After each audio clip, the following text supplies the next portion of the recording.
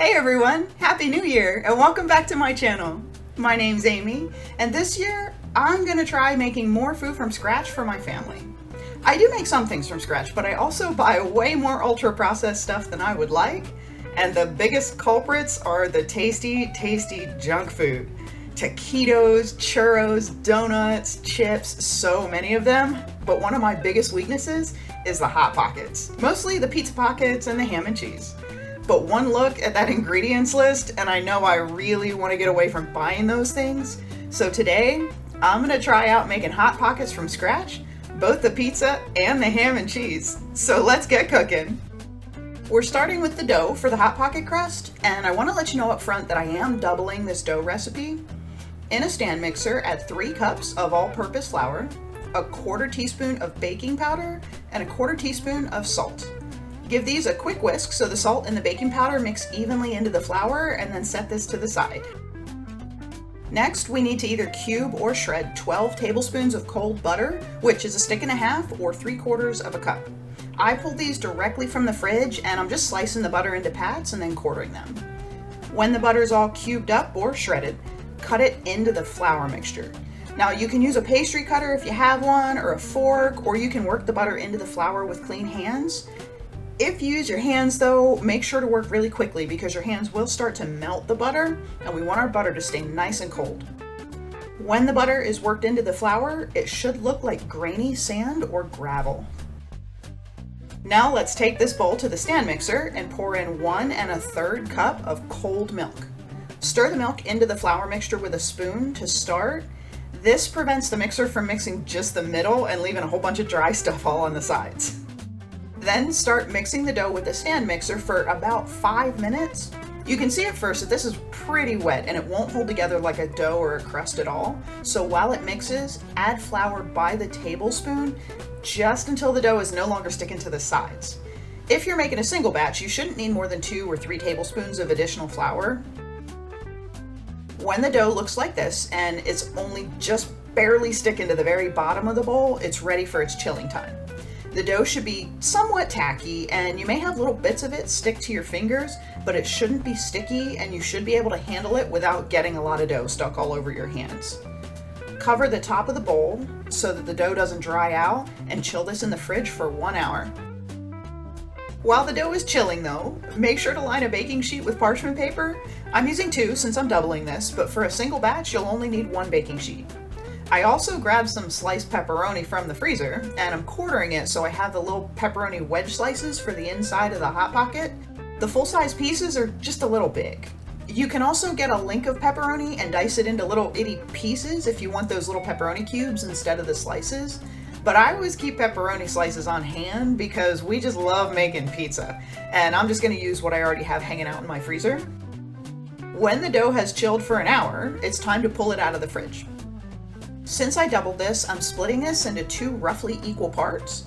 On a lightly floured surface, roll the dough into a rectangle about 20 by 12 inches, or as close to a rectangle as you can anyway. I used a ruler I keep in the kitchen to get it as close as I could. Next, take a knife or like a rolling pizza cutter and cut the dough into 8 smaller rectangles like this. Each of these will be our homemade Hot Pockets, and now we're ready to add our toppings. I'm starting with the pizza Hot Pockets. First, add some of your favorite pizza sauce to half of each piece of the dough, leaving the edges clean. You can use store-bought like I am here, or some yummy homemade sauce if you have it. Next is some shredded mozzarella. You can use the pre-shredded cheese, but it does have anti-caking agents like cellulose, potato starch, cornstarch, and that can make the cheese feel grainy when it melts. I use my food processor to shred up a block of mozzarella to avoid that gritty texture. Next, add some of the pepperoni we sliced up, and that's it. If you want, you can add more cheese on top of the pepperoni, and I would recommend really packing the cheese and toppings in these, because we don't want to end up with a big hot air pocket with a little bit of stuff at the bottom.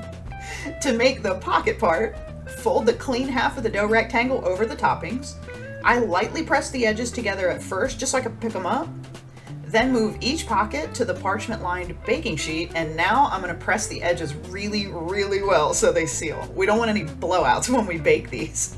I'm also using a fork to give them those little crimped looking edges so they look adorable when they're done.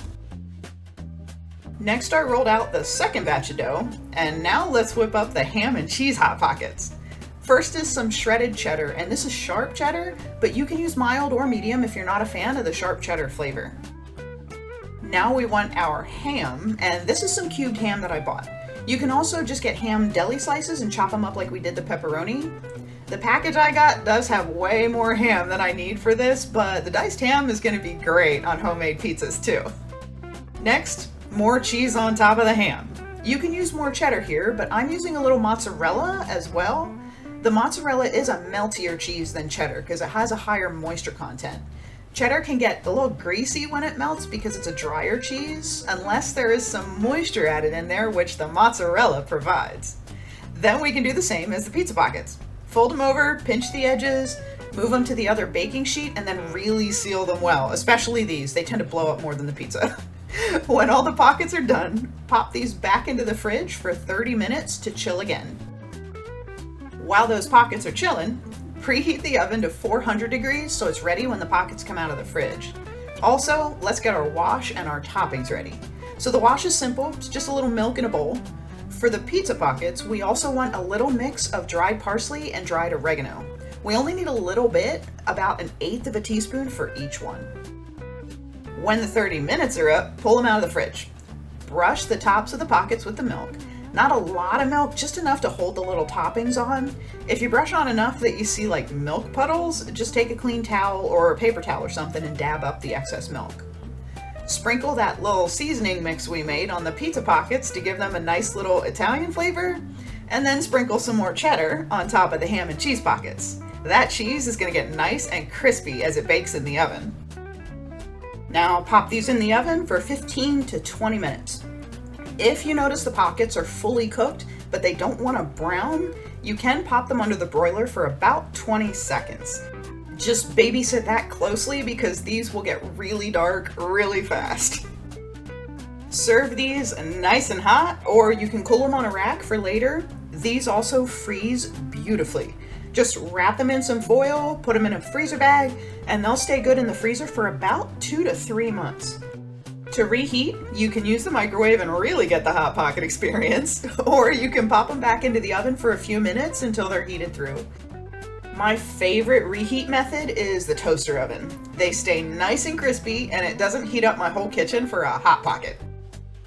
These are so tasty. They're such a great snack. They taste so much better than the store-bought Hot Pockets, mostly because I can put what I want in them in the quantities I want, but also because I know exactly what's in them. Yes, they do take longer than just buying a box and nuking it up. And yes, they're kind of a labor of love, but I think they're well worth the effort. Lately, I have been learning that convenience isn't always the entire point for me, especially when it comes to the food that my family and I are gonna eat. And that means that I am gonna try and avoid long lists of crazy stuff in my food, and I really wanna start making more of the foods we eat at home from scratch. I'll be honest, I make lots of stuff from scratch for my channel, and I eat lots of junk otherwise, and I really want that to change. So my resolution this year is to stop buying as many ultra-processed foods as I can, and to make the time to cook more of our meals from scratch using wholesome ingredients and whole foods. Thank you so much for watching my video. Please like and subscribe and come along with me on this journey. Please leave me a comment if you're enjoying my channel. It really helps, and I love to read and respond to comments. I also really love the community we're building here. What are your New Year's resolutions this year? Stay tuned on Wednesdays too, because I'm starting something really fun and the recipes are gonna be awesome. I hope you have a fabulous week, and I'll see you back here next Sunday for another cozy home-cooked meal from scratch. Bye!